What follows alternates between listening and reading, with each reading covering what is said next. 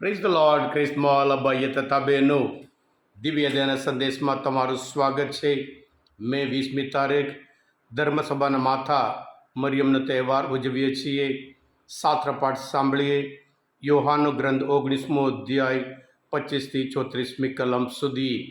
આ સંદેશ સાંભળનાર તમારા સૌ માટે અને તમારા પરિવારજનો માટે વિશેષ પ્રાર્થના કરું છું કે તમે હંમેશા સુરક્ષિત રહો, હંમેશા તંદુરસ્ત રહો અને પ્રભુ તમારા દરેક કાર્યમાં પ્રભુ તમને સફળતા બક્ષે. ખ્રિસ્મોલ ભાઈ હતા બહેનો, પેન્ટેકોસ્ટ પછી કે પવિત્ર આત્માના તહેવાર પછીના સોમવાર ધર્મસભાના માતા મરિયમનો તહેવાર ઉજવવામાં આવે છે. આ તહેવાર 2018માં વર્ષમાં જ પોપ ફ્રાન્સિસ દ્વારા ડિક્લેર કે પ્રગટ કરવામાં આવ્યું હતું.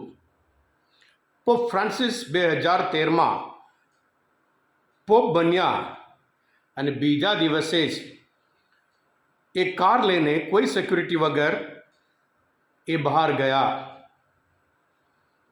ગયા એટલા માટે ત્યાંથી થોડા દૂરમાં છે એક ચર્ચમાં ત્યાં પ્રાર્થના કરવા માટે ગયા.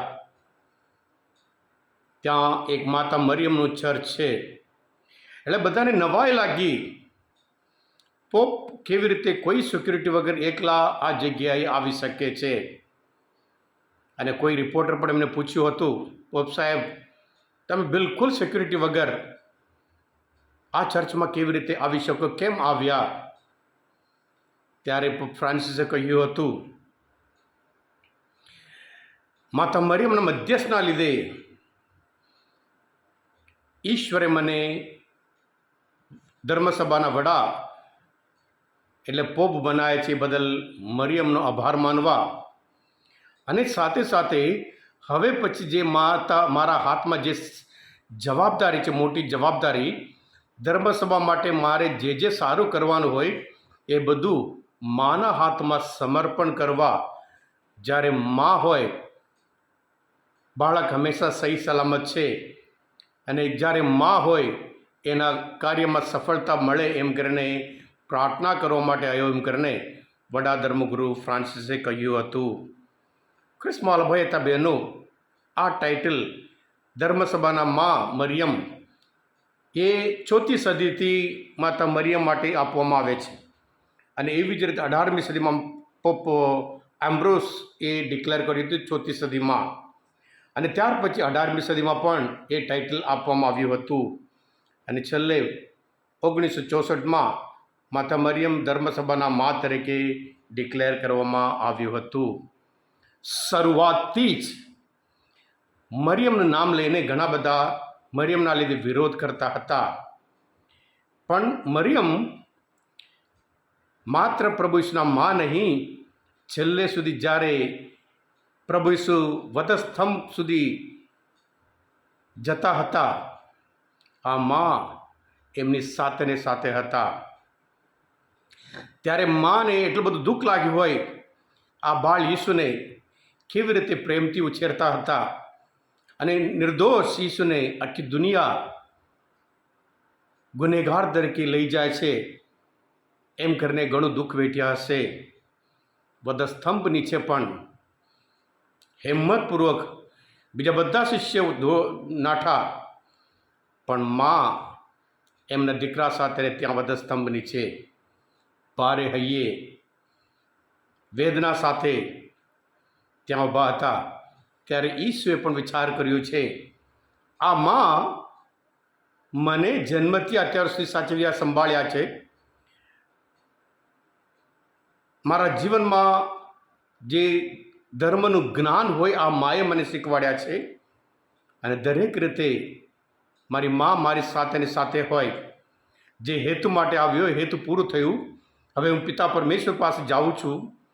મારા માટે કોઈ છે નહીં મા માટે. યોસેફ તો મરી ગયા, અને ત્યાં નીચે જુએ છે, પોતાના શિષ્યને જવાબદારી સોંપે છે, આ તારી મા. ખ્રિસ્મોલ ભાઈ હતા બેન, આ તારી મા એ શિષ્યને સોંપે છે, ત્યારે આખી માનવ જાત માટે પણ એ સોંપે છે. અને એવી જ રીતે માને કહે છે, આ તારો દીકરો. આજે આ તહેવાર ઉજવતા ધર્મસભા હંમેશા જ્યારે ધર્મસભામાં સેન્ચુરીમાં સદીઓમાં જ્યારે તકલીફ હતી, મુશ્કેલીઓ હતી, હંમેશા મા મરિયમને મધ્યસ્થમાં માનતા હતા. વિશ્વાસમાં હોય અને ઘણું બધું પ્રોબ્લેમ આવી હોય, માતા મરિયમ મધ્યસ્થ દ્વારા ધર્મસભા હંમેશા આગળ અને આગળ વધી રહે છે. આપણે પણ તહેવાર ઉજવતા મા મરિયમની જેમ આધીન રહું. હું તો ઈશ્વરની દાસી છું. મા મરિયમ પાસે શીખવાનું આધીનતા અને સાથે સાથે પ્રાર્થના. મરિયમ ઉપલી મેડીમાં બધા શિષ્યોને સાથે સાથે રહ્યા એ યુનિટી બતાવે છે, એ એકતાનું ચિહ્ન બને છે. આપણે પણ આ તહેવારો ઉજવતા આપણા ઘરમાં હોય, સમાજમાં હોય, ધર્મમાં હોય, હંમેશા મા જેવી રીતે હંમેશા દીકરાઓની સાથે રાખે છે, આપણે પણ સાથે રહીએ, પ્રભુ સાથે રહીએ. મા મરિયમ કેવી રીતે ઈશ્વરની દાસી છું એમ કહ્યું હતું, આપણે પણ પ્રભુના સંતાનો તરીકે આપણે જીવન દ્વારા, કાર્યો દ્વારા, વિશ્વાસ દ્વારા પ્રભુનો જ મહિમા કરીએ. Thank you. God bless you all. તમે બધા આશીર્વાદિત છો. પ્રભુ ઈસુ, હું તમારામાં વિશ્વાસ રાખું છું. હા કૃષ્ણવાલા ભાઈ ત્યાં બહેનો, આ મનનચિંતન શાસ્ત્ર પાઠ સમજવા માટે, તહેવાર સમજવા માટે મદદરૂપ થયા હોય, દિવ્ય અને સંદેશ તમે પોતે સબસ્ક્રાઈબ કરજો અને બીજા માટે પણ ફોરવર્ડ કરજો, જેથી કરી તેઓ પણ સત્ય જાણવા પામે. માત્ર સત્ય દ્વારા તેઓ પણ મુક્તિ પામી શકે. પ્રભુ ઈસુ, હું તમારામાં વિશ્વાસ રાખું છું.